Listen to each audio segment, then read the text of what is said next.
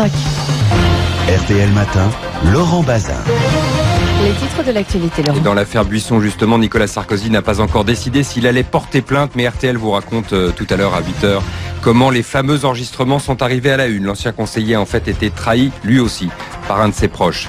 C'est ce soir, 18h, que doivent être déposées les listes pour les municipales. Des dizaines de villages de France sont encore sans candidat ce matin, comme Saint-Sauveur-sur-Tinée dans les Alpes-Maritimes. On ira sur place tout à l'heure. Vous pouvez me raconter si c'est le cas chez vous. Marine Le Pen est l'invitée d'RTL ce matin. Bonjour. Bonjour. Et elle annonce qu'elle sera présente dans 550 villes. 3 médecins condamnés pour dépassement d'honoraires en Ile-de-France. Première application concrète de la loi Touraine.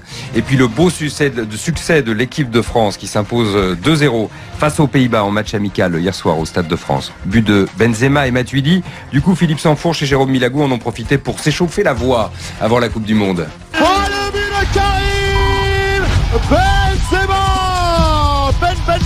Benzema! Oh là là! Chef-d'œuvre! Que du bleu aujourd'hui, on vous le dit, et dans le ciel et sur les maillots, tout va bien. Les courses et sur les plateaux, du bleu, on verra. Ça, ce sera après les municipales. Marine Le Pen, invitée de Jean-Michel Apathy dans 1 minute. RTL, 7h46. Quelle belle plante avez-vous trouvée chez Villa Verde? De superbes camélias. Regardez tous ces coloris. Et il reste en fleurs tout le printemps. Magique, comme leur prix. Chez Villa Verde, le camélia en pot de couleur de 3 litres est à 12,95 € du 5 au 15 mars. Jardinerie, décoration, animalerie. Villa Verde, les professionnels, c'est plus naturel. Villa Verde, groupe numéro 1 des jardineries indépendantes. Au début de cette incroyable histoire, il y a un chien. Un bon chien tout bête. Et puis il y a la guerre. Une légion d'honneur. Fait chevalier de la... Un innocent qui veut rester en prison. Un juge qui ne veut pas juger. Et une femme qui aime et qui se tait.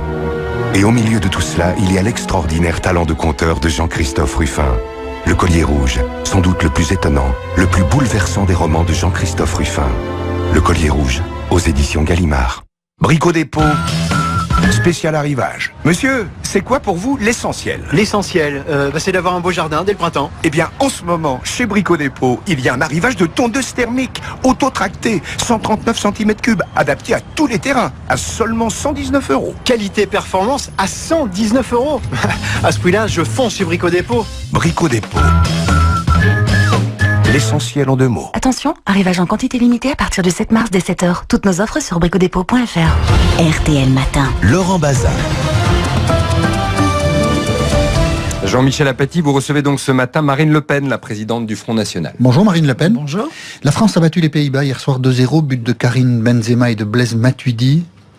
Belle victoire. Oui, je continue à dire que le football, c'est pas mon truc. Donc je vais pas raconter d'histoire pour des raisons électoralistes, pour faire plaisir à ceux qui aiment le foot. Vous avez pas regardé le match? Je comprends qu'ils aiment ça, mais moi j'avoue que je suis un peu imperméable. Vous n'avez pas regardé le match? Non, pas du tout, non. Jean-Marie Le Pen disait ceci de l'équipe de France de football en 2006. On sent que la France ne se reconnaît pas totalement dans cette équipe.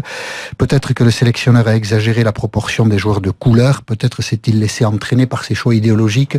Ce sont des propos qui valent toujours dans votre esprit ou pas?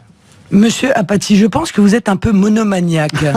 Êtes-vous secrètement amoureux de Jean-Marie Le Pen dont vous me parlez à chaque fois que je viens sur votre plateau? Mais on vérifie. Nous sommes au devant de deux échéances électorales fondamentales. La situation de notre pays va particulièrement mal, vous l'admettrez. L'Union européenne, la Commission vient de nous mettre sous surveillance renforcée comme si la France était un vulgaire délinquant. Et vous me ressortez des propos d'il y a 3 ans en évoquant votre amour secret. Pas 3 ans, 8 ans. Votre amour secret, Jean-Marie Le Pen. Mais pour aller vite, y a-t-il trop de joueurs de couleur dans l'équipe de France pour aller vite, vous frisez le ridicule. Donc passons à autre chose.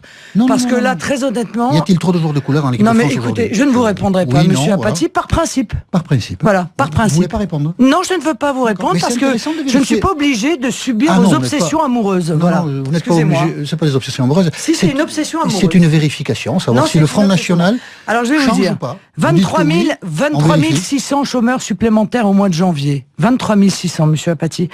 48% d'augmentation de l'immigration clandestine. C'est une information qui a été révélée par Frontex, mais pas par RTL. Voilà la question que vous devriez vous poser. Vous n'écoutez pas assez RTL pour savoir ce que nous diffusons sur notre antenne. Car c'est paru dans la presse grecque, portugaise, italienne, espagnole, mais pas un mot dans la presse française. Et si ça se trouve sur RTL? Une insécurité dont les chiffres sont manipulés, notamment de manière industrielle par la préfecture de Paris. Et alors, face à l'ensemble de ces mensonges, la presse a quand même un rôle à jouer. Elle doit être un contre-pouvoir, un vecteur de vérité, plutôt que d'être contre le pouvoir tout contre. Si vous voyez ce que je veux dire. Alors, moi, j'aimerais que nous parlions de sujets qui intéressent vos auditeurs. Je vous ai posé une question. Voilà. Vous n'avez pas voulu y répondre. Vous n'avez pas voulu y répondre. Exactement. Donc, la question... Je rentre pas dans vos sentiments secrets. Vous avez le droit, ce ne sont pas des ressentiments... de me donner le droit. Et ce ne sont pas des ressentiments secrets. Voilà. Si, à l'égard de Le Pen, c'est de la monomanie. Non, ce sont des questions qui peuvent se poser. Vous voulez pas y répondre, on va passer à une autre question. Ah, c'est gentil. Les députés du Front National voteront-ils la commission d'enquête parlementaire que prévoit de demander le Parti Socialiste à propos de l'affaire Buisson? Très objectivement, c'est une affaire privée. C'est au président, à l'ancien président de la République de porter plainte. Et s'il ne porte pas plainte, dit le Parti Socialiste, nous demanderons la création d'une commission d'enquête. Les députés du Front National la voteront-ils? Je pense qu'ils s'abstiendront, très honnêtement. Enfin, je ne sais pas ce qu'ils feront, j'en ai pas discuté avec eux. Mais je pense que c'est une affaire de trahison de la confiance entre le président de la République et un de ses conseillers premiers. Ce n'est pas une atteinte. Cette commission d'enquête a vocation à découvrir quoi exactement? S'il n'y a pas de plainte déposée... Non, mais c'est une vraie question. À quoi sert cela? Parce que moi, je pense que l'action qui devrait être menée immédiatement, c'est une plainte avec une demande de saisie à la justice des cassettes en question, tout simplement parce que je pense qu'il y a peut-être sur ces cassettes des éléments qui révèlent des faits touchant à la sécurité nationale, touchant à des choix diplomatiques qui doivent rester hors du champ public. Donc c'est ça qu'il faut faire d'urgence. Car à quoi va servir... Mais ça, c'est la décision de Nicolas Sarkozy, s'il ne porte pas plainte. Non, mais à quoi va servir cette commission d'enquête? Peut-être à vérifier les conditions de sécurité, comment quelqu'un qui n'a pas de contrat ou ne figure pas dans l'organigramme de l'Élysée se retrouve dans beaucoup de réunions. Je ne sais pas, des commissions d'enquête parlementaires. Mais c'est passé ça, c'était hier ça. C'était hier, c'est pas aujourd'hui. Donc ça n'a aucun sens. Donc moi je crois que cette annonce est en réalité une annonce politicienne de la part du PS qui essaye d'instrumentaliser le Front National ne s'associera pas. Ces affaires. Moi je pense à l'intérêt supérieur de la France. Et l'intérêt supérieur de la France est de remettre la main sur ces cassettes, de les mettre en sécurité pour que elles ne puissent pas tomber dans des mains qui pourraient les utiliser contre le pays. Voilà, c'est ça que je veux, moi. Vous déplorez que la presse ait dévoilé le contenu des premières cassettes? Oui, je déplore toujours lorsque des informations sont la conséquence, en réalité, de la commission d'un délit. Mais en même temps, c'est la liberté de la presse. Ah, exactement, c'est la liberté de la presse. Bon, donc vous n'allez pas l'interdire, celle-là. Non, mais non. Municipal, vous présenterez des listes dans plus de 550 villes plus de combien d'habitants? De plus de 1000 habitants, donc 400... un succès pour vous? 400 de plus de 10 000 habitants. C'est un succès? Oui, c'est un succès. Incontestablement, nous avions 100 listes en 2008. Nous serons présents donc dans près de la moitié des villes de plus de 10 000 habitants et 30% des Français dans toute la France pourront voter pour un candidat Front National. Je pense que c'est un énorme effort qui a été fait d'implantation locale. Le succès ne sera complet, bien sûr, que si les résultats viennent récompenser cet effort d'implantation.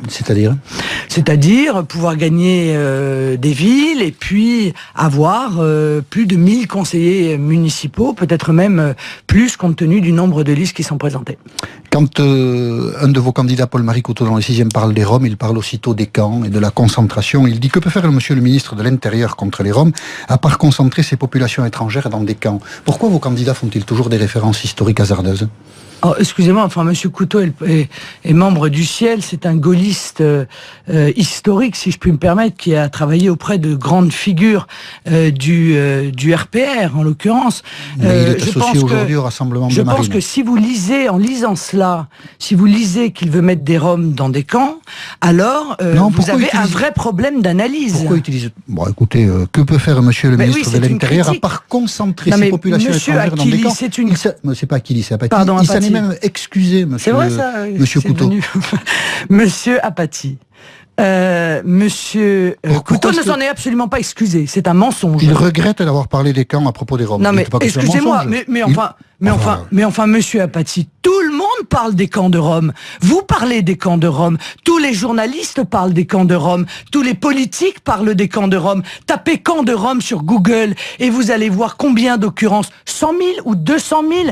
Alors, très honnêtement, ça voudrait dire que les gens du Front National ou du Ciel n'ont pas le droit de parler de camps de Rome quand tous les autres ont le droit. Mais qu'est-ce que c'est que ça? C'est pas un faux procès, ça?